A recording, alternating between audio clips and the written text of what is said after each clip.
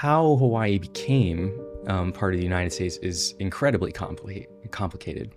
Um, we all know Native American history. We're all told those stories about the Pilgrims and the Trail of Tears and the smallpox blankets and the Wounded Knee. We all know, we know all those stories, right?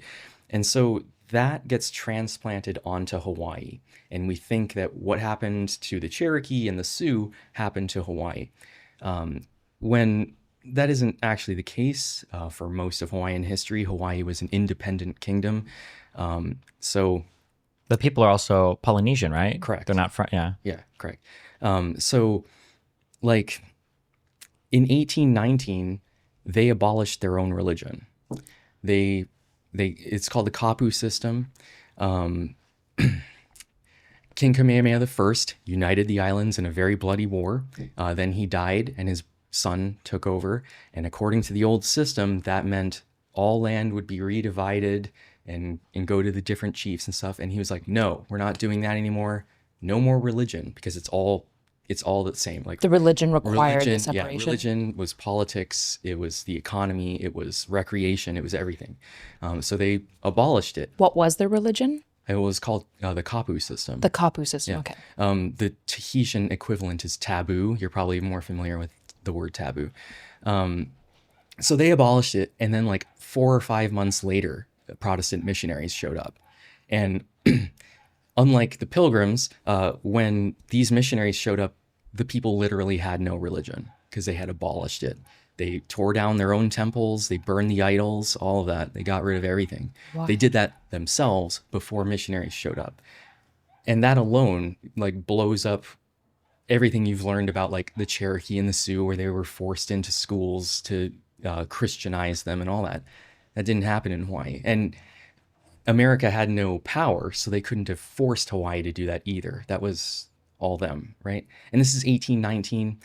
The newest state was like Maine. We hadn't even crossed the Mississippi yet. Like we had no territorial ambitions for an island on the other side of the world. So, they abolished their own religion. The monarchy had been incested so long that Kamehameha I was the first and only monarch to have children, actually. Like they were just so, like their genes were so damaged from incestuous Right. relationships. A lot of them just straight up couldn't have kids. Wow. And then a few of them would, but they'd die at a few months or a few days, that kind of stuff. Yeah. When Kamehameha I became king, no future monarch had kids. They were all his sons, cousins, or nephews, I should say, or distant relations that were elected king. So that happened. Okay.